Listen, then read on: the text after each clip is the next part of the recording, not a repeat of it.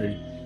ஆண்டவராய் இயேசு கிறிஸ்துவின் நாமத்தினாலே இந்த காலை வேளையிலே உங்கள் அனைவருக்கும் அன்பான நல்வாழ்த்துக்களை தெரிவித்துக் கொள்கிறேன். இயேசு கிறிஸ்துவினுடைய வார்த்தைகள் எப்படிப்பட்டவைகள் என்று சொல்லி கடந்த ஞாயிற்றுக்கிழமைகளிலே நாம் தியானித்து வந்திருக்கிறோம். இன்றைக்கு யோவான் சுவிசேஷத்திலே 6வது அதிகாரம் 63வது வசனத்தை வாசித்து தியானிக்க தேவன் நமக்கு கிருபை செய்வாராக. ஆவியே உயிர்ப்பிக்கிறது, மாம்சமானது ஒன்றுக்கும் உதவாது. நான் உங்களுக்கு சொல்லுகிற வசனங்கள் ஆவியாயும் ஜீவனாயும் இருக்கிறது. நான் உங்களுக்கு சொல்லுகிற அந்த வசனங்கள் ஆவியாய் இருக்கிறது. ஆண்டவருக்கு ஸ்தோத்திரம். அவருடைய வார்த்தைகள் ஸ்பிரிட் மாதிரி இருக்கு, ஸ்பிரிட்டா இருக்கிறது. அவ்விதமாக ஆவியாய் இருக்கிறபடியினால் இந்த வசனங்கள் என்ன செய்கிறதாம்? இங்கே சொன்னபடியே ஆவியே உயிர்ப்பிக்கிறது. மாம்சமோ ஒன்றுக்கும் உதவாது. நம்முடைய சரீரத்தின் மாம்சம் ஒன்றுக்கும் உதவாத ஒரு நிலைக்கு போய்விடும். எரு போல பயன்படுத்த முடியாத நிலைமைக்கு அது போய்விடும். ஆனால் வேறொரு இடத்துல பவுல் எழுதும் பொழுது, எழுத்து கொல்லுகிறது, ஆவியோ உயிர்ப்பிக்கிறது. அப்போ ஆவி, ஸ்பிரிட், தேவனுடைய ஆவி, அவர் கிரியேட் பண்ணக்கூடியவர், அவர் உயிர்ப்பிக்க கூடியவர். உயிர்ப்பிக்கிற அந்த வல்லமை ஆவியானவரிடத்திலே உண்டு. அப்போ தேவன் ஆவியாய் இருக்கிறார் என்று வேதம் சொல்லுகிறது. தேவன் ஆவியாய் இருக்கிறார். ஆகவே தேவனுடைய ஆவி எங்கே உண்டோ அங்கே விடுதலையும் உண்டு என்று சொல்லி வேதத்தில் சொல்லப்பட்டுள்ளது. இவ்விதமாக அந்த ஆவி உயிர்ப்பிக்கிற ஆவியாய் இருக்கிறது. ஆவியானவர் உயிர்ப்பிக்கிற ஆவியானவராய் இருக்கிறார். மனிதன் ஆன்மீக ரீதியிலே ஆவிக்குரிய பிரகாரமாய் அவன் செத்து போய் கிடந்தாலும் அவனை உயிர்ப்பிக்கும் வல்லமை இந்த ஆவியானவருக்கு உண்டு. எப்படி செத்து போய் கிடக்கிறான்? பாவங்களில் செத்து கிடக்கிறான் என்று சொல்லப்பட்டிருக்கிறது. எபேசியர் 2 எடுத்து வாசித்தால், முன்னே நீங்கள் அக்கிரமங்களிலும் பாவங்களிலும் மரித்தவர்களாய் இருந்த உங்களை கிறிஸ்து உயிர்ப்பித்தார் என்று இருக்கிறது.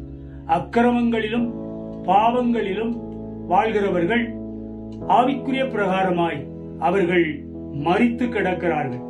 அப்படிப்பட்ட நிலையில் இருப்பவர்களை பரிசுத்த ஆவியானவர் என்ன செய்கிறார்?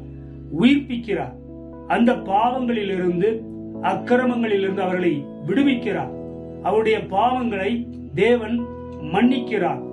ஆகவேதான் அந்த ஆவி உயிர்ப்பிக்கிறது. ஒரு மனுஷனை உயிர்ப்பிக்க கூடிய வல்லமை இந்த பரிசுத்த ஆவியானவருக்கு உண்டு என்பதை நாம் அறிந்து கொள்ள வேண்டும். அப்படியானால் இந்த பரிசுத்த ஆவியானவர், அல்லது இன்னும் சொல்ல போனால் தேவனுடைய வசனங்களே ஆவியாய் இருக்கிறது. பைபிளை ஃபுல்லா எழுதுனத பல பேர், 40 பேர் எழுதியிருக்கிறாங்க.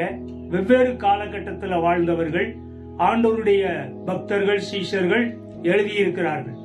ஆனால் எல்லோரையும் எழுத வைத்தது இந்த பரிசுத்த ஆவியானவர், ஒரே ஆவியானவர் என்பதை நாம் அறிய வேண்டும். இந்த பைபிளுக்கு ஆத்தர் யார் அப்படின்னா ஹோலி ஸ்பிரிட். அப்போ தேவனுடைய ஆவியானவர் அவர்களை ஏவி இந்த வசனங்களை எல்லாம் எழுத வைத்திருக்கிறது.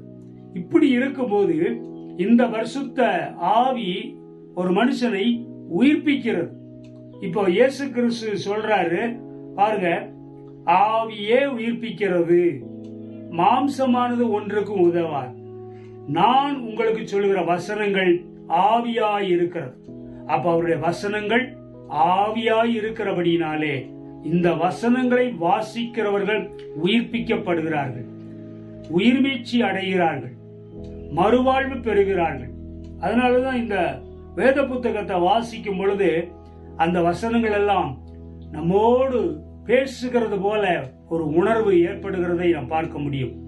அப்படிப்பட்ட அனுபவத்தில் உள்ளவர்கள் உலகமெங்கிலும் கோடிக்கணக்கில் இருக்கிறார்கள்.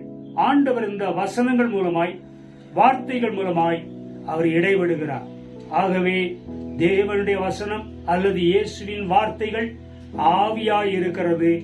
அது நம்மை உயிர்ப்பிக்க கூடியதாய் இருக்கிறது என்பதை நாம் மறந்து போகக்கூடாது.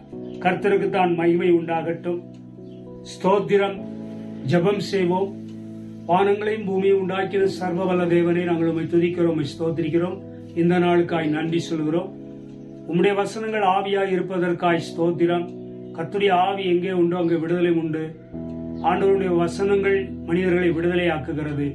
சத்தியத்தை அறிவீர்கள், சத்தியம் உங்களை விடுதலையாக்கும் என்று சொன்னபடி உம்முடைய வசனத்தினாலே அக்கிரமங்களிலும் பாவங்களிலும் மரித்து கிடக்கிறவர்களை கர்த்தர் விடுதலை பண்ணியருளும், உயிர்ப்பித்தருளும். இயேசு கிறிஸ்துவின் நாமத்திலே வேண்டிக் கொள்கிறோம் ஜீவனுள்ள பிதாவே. ஆமேன், ஆமேன்.